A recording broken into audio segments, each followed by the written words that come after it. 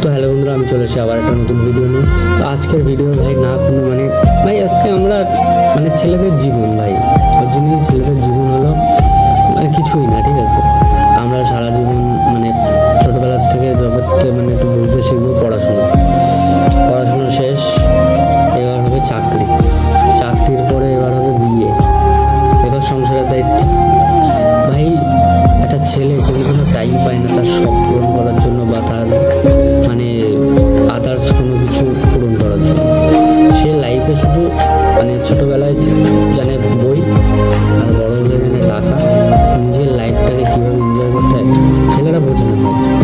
হ্যাঁ, কিছু কিছু মেয়ে বলে না ছেলে হলে খুব ভালো হতো, ছেলে হলে আমাদের তো ভাই তাও চলছে, তোমরা ভাই পাগল হয়ে যেত। একটা ছেলের মাথায় যতটা প্রেশার না, একটা মেয়ে যদি ওই প্রেশারটা নেয় না, পাগল হয়ে যাবে। আমরা কোনোদিনও কোন কে বাল বলে গেছে আমি জানি না, ঠিক আছে, যে ছেলেরা কাঁদতে পারে না বা ছেলেদের কাঁদতে নেই, ঠিক আছে। কেন আমাদের মধ্যে ফিলিংস নেই, আমাদের কান্না আসে না? কিন্তু আমাদের যে ছোটোবেলার থেকে বলে রেখে দিয়েছে ছেলেদের ছেলেরা কাঁদলে বোকা বোকা লাগে, ছেলেদের কাঁদতে নেই, ছেলেরা কাঁদে না। কেন আমাদের ফিলিংস নেই? আমাদেরও কষ্ট হয় যখন সারাদিন খাটাখাটির পরে নিজের ফ্যামিলির কাছে এসে বাল বলেও দাম না থাকে না, তখন ভীষণ কষ্ট হয়।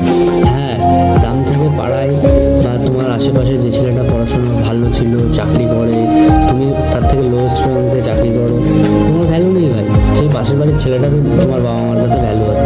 তো আমি একটা কথাই বলতে চাই যে পাশের বাড়ির ছেলেটার মধ্যে তুমি এই জিনিসটা দেখো, কোনোদিন নিজের ছেলের মধ্যে সেই জিনিসটা কোনোদিনও কোনো মা বাবা খুঁজে না, ঠিক আছে। তো আমার এইটুকুনি বলার ছিল। তোমাদের যদি কারোর খারাপ লেগে থাকে, কারোর ফ্যামিলি নিয়ে যদি আমার হার্ট করে থাকি কাউকে আমি, তো তার জন্য আমি খুব দুঃখিত। ভিডিওটা এমনি জাস্ট আমার কষ্টটা তোমাদের সাথে শেয়ার করার জন্য বা তোমাদের কষ্টটা জানার জন্য ভিডিওটা বানানো।